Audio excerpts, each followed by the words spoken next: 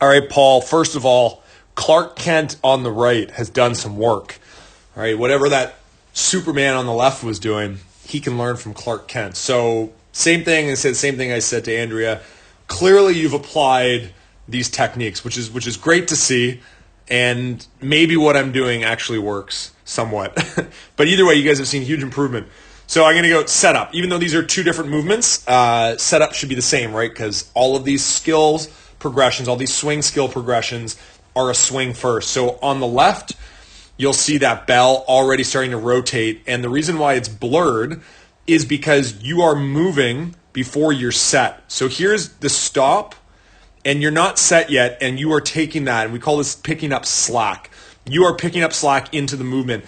And what that does is it actually causes the bell, you'll see it, the bell sort of does a little rotate forward and back because of that slack, and that's going to create a leak of energy coming forward. And I know we've spoken about that, but I want you to look at the setup now on the right. First of all, look at that. It's pretty good. I think from a spine perspective, you are pretty straight. You could the chin. I mean, I'm looking also here, right? So that's pretty straight. Head's back a little bit. That's not excessive, and that's an acceptable amount. You've got a good straight line coming through the bell and the handle, so your takeoff is going to be right back, right? It's following that line back is great. You've got good distribution of your weights.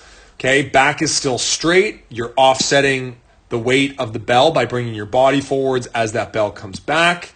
And then as you come forwards, even though this is a dead start and stop, I can see that transfer of energy coming back as the bell lands exactly in the same position where it took off. So let's fast forward to your swing. Let's come back down to the ground here. Now I was getting after you. So your start, pretty good. I was getting after you for your late catch. So right now, I want to look at this bell coming down. I still, and I know you've got my other video with the little circles all over the place, but I still want to see a straighter line longer. You're still starting to bend too soon. Okay, I challenge you to have you come up on your toes. Because you're so late. Don't do the heaviest bell you have, but I challenge you. It's going to cause you to stumble forwards, to feel what it's like when you've been up there for too long, because you're still a little bit too early.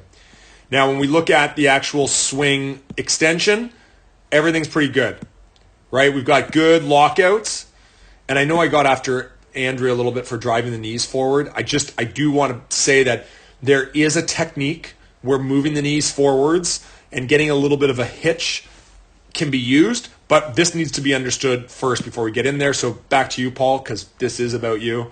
Your knees coming back, your hips coming forward together in good symmetry. And then the other thing you look for in slow motion, you can really see it, is those knees. When they lock out, you almost see like a reverberation through the body because you've locked out so aggressively, and that's good. See that double, you can see the shorts. Translated through the shorts, they start to move because you're so powerful. All that power, okay, translates into the shorts, moving back and forth. Okay, you're upright. I actually think as you progress here, you're getting better with your position. But I do want to say at this light weight, the 45-pound bell that Andrea was also swinging, I'm not taking anything away from it.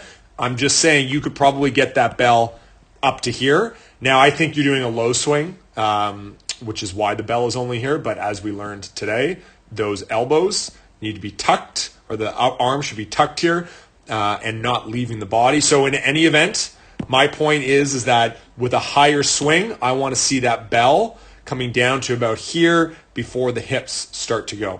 So let's move on to the next one. I think we got the full swing now.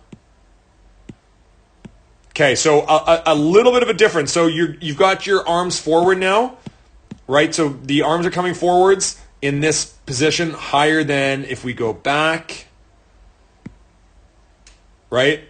But look at the difference. Really not much. Not much in that low pendulum swing versus the regular swing.